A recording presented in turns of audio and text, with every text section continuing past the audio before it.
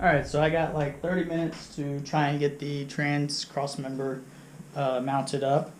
I just lined it up and it looks like it's off a couple inches. So what I'm going to do is I'm going to drill this hole back here a little to move this back about an inch.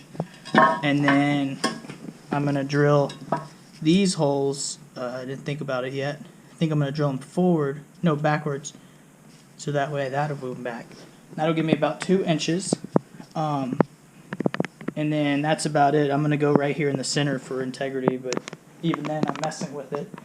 If that doesn't work, then I'm going to have to cut it and fabricate it. But the only thing is, I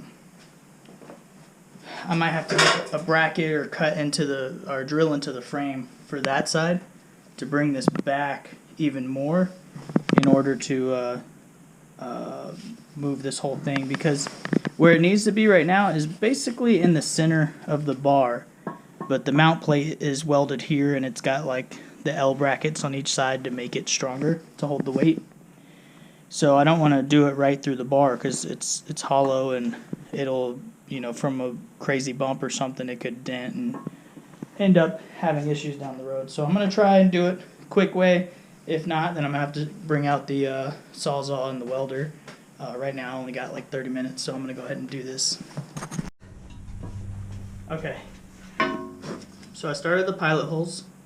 Got this one, and I got these two to the forward a little to move this backwards. These are a little higher than these, which will drop it a little bit because of the weight. I don't know, hopefully it helps.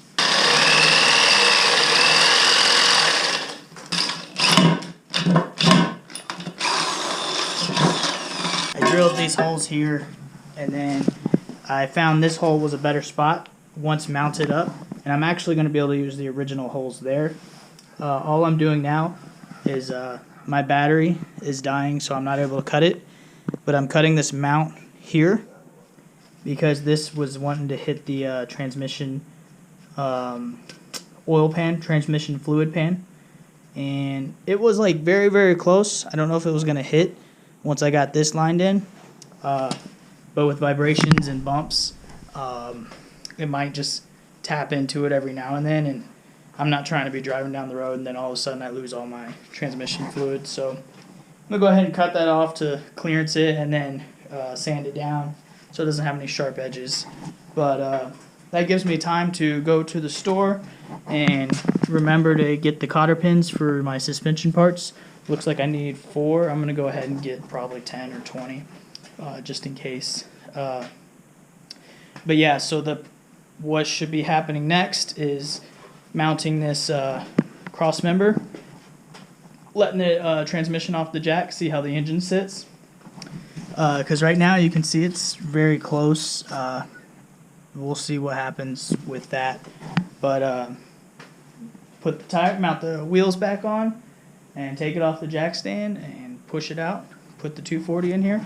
I'm going to take this time to clean up this mess. It is ridiculous and I just can't handle it no more. So, alright, I am exhausted. I need to put this trans mount cross member in, put the wheels on, push this out of here. I got someone coming to pick up these junk motors and do whatever they want with them today. So, not much sleep today, but I got to get it done. It's pretty much the only day I'll be able to get stuff done. Well, before I forget any crazy stuff, I put one bolt in. I don't have the other one, so I'm going to have to find the right bolt size for it. But it definitely sucked it in enough to where I think the steering shaft's going to put on. I was about to put the wheel on. I put that one on finally, and I remembered I need to put the steering shaft in or I can't steer it when we push it out of here. So I'm going to do that. Alright, so I'm trying to put the steering rack or steering column back on, and it's hitting the motor mount a little. I'm able to cut some of it and still have about half, maybe a little less than half an inch left. So I'm going to go ahead and cut that out of the way, and hopefully it'll fit after that.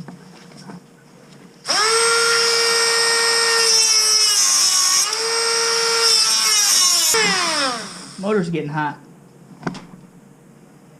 Almost done. The motor's hot. Oh yeah. That's hot.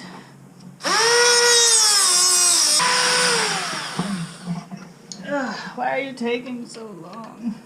Don't you know what I need? Okay, so I had to cut a little bit more to get it to work, but it rotates freely all the way around, so we're good to go. Obviously, once we put it on the ground, the geometry might change a little, so things are going to hit and rub that didn't before. So this will be the first time figuring out what's going to be good, what's going to be bad.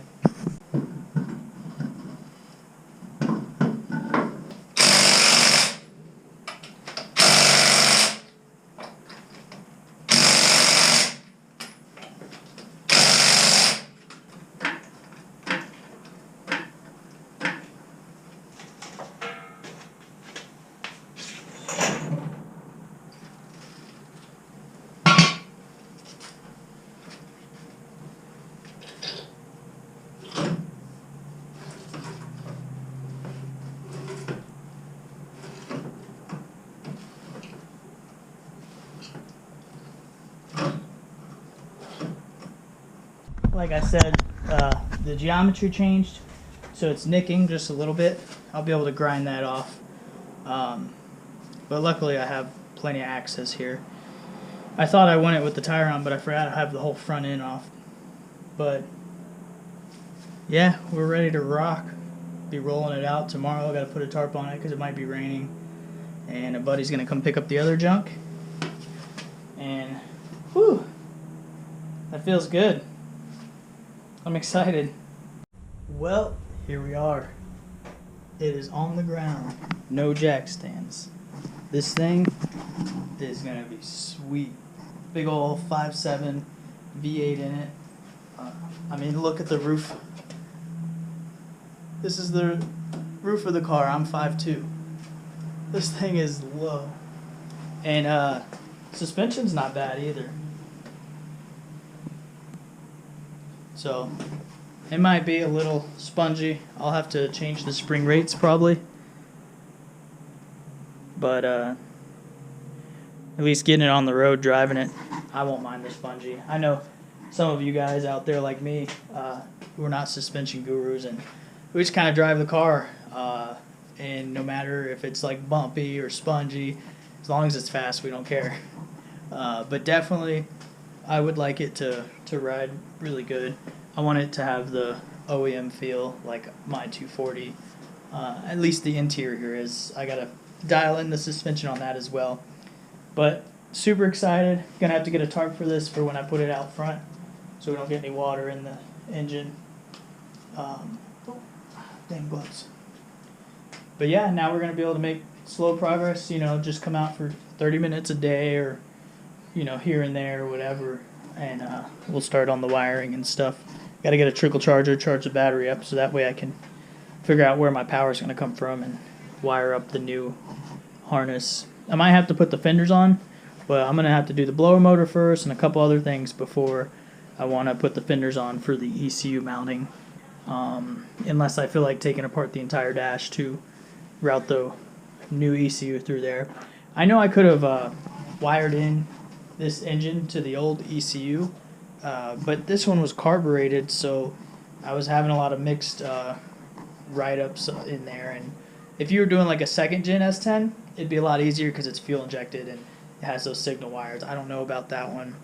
And also this one is very weird because it uses a spider injector, so honestly it was just very confusing. I think the best thing is just get the stock ECU wire it up to the power sources I need, and then have it just tell the engine what to do. The only problem with that is trying to figure out where the dash wires go. I might have to get some quick connects for those and try and get the speedo working, tack, and all that crap. But I don't think I'll care too much about those. I just want to drive in for a little bit. But we got long progress here. It feels good to not have it on jack stands. I can push it in, push it out as I want. And finally I'll probably push this out, cover it up, because I got some stuff I need to do the 240 because it's got a little wobble. Need to check on that and check on the transmission mount because it feels like something's clunking, but it's not. It doesn't feel like a subframe bushing. But like I said, got lots of work to do. I appreciate you guys watching. I know some of you guys like when you see that I uploaded something, you go watch it. It might be a little boring, but every now and then you get a little action. And honestly, it's just the recording process, trying to figure out when to record, when not to. Otherwise, you slow the whole day down, stopping for every little thing. But yeah, thanks guys. I appreciate you.